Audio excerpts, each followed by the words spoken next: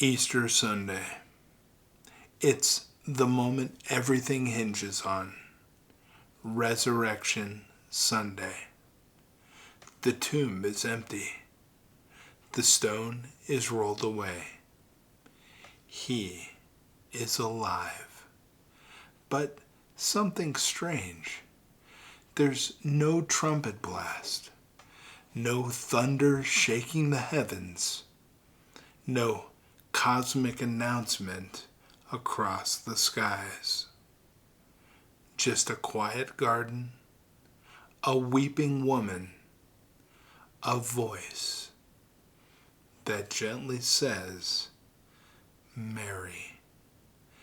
And maybe that's the point. If we were scripting the resurrection, we'd make it loud.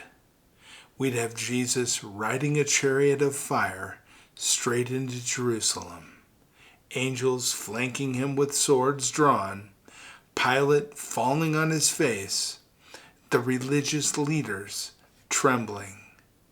That's what we expect from a king, right? But that's not how Jesus moves.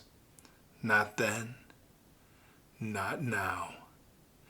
Instead, he shows up quietly in the garden. Not to kings or rulers, not to the high priests, but to Mary, a woman once broken, a woman once possessed, a woman whose name history barely whispered until he spoke it out loud with love. Why? Because real power doesn't need a spotlight. Because love shows up personally, not performatively.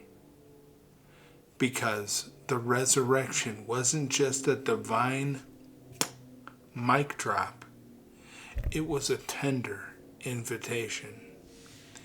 He didn't rise to conquer Rome. He rose to conquer sin, death, and the grave. He didn't rise to humiliate his enemies. He rose to restore his family. He didn't rise for applause. He rose for you. And in that moment in the garden, when he said, Mary, he was whispering to all of us, I see you. I know your name. I came back for you. So why didn't he storm into Jerusalem? Because the kingdom he brings is not built on fear. It's built on grace. Because the true victory wasn't a throne. It was an empty tomb. Because resurrection power doesn't puff up. It lifts up. Why appear to women first? Because Jesus always flips the script. He honors the overlooked. He gives voice to the voiceless. And in doing so, he teaches the world what true glory looks like. Humble, intentional, and overflowing with compassion. So, here's the question for us this Resurrection Sunday. Will we look for fireworks and miss the whisper? Will we chase spectacle and miss the Savior standing quietly in our own garden, calling us by name? He rose, quietly, but with more power than all the kings of the earth combined. Now, let that truth shake you more than any earthquake ever could.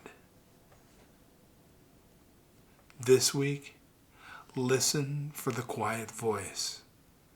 Watch for the humble victories. And when he calls your name, don't just hear it, answer, because he came back for you. God bless you, my friends, and happy Easter.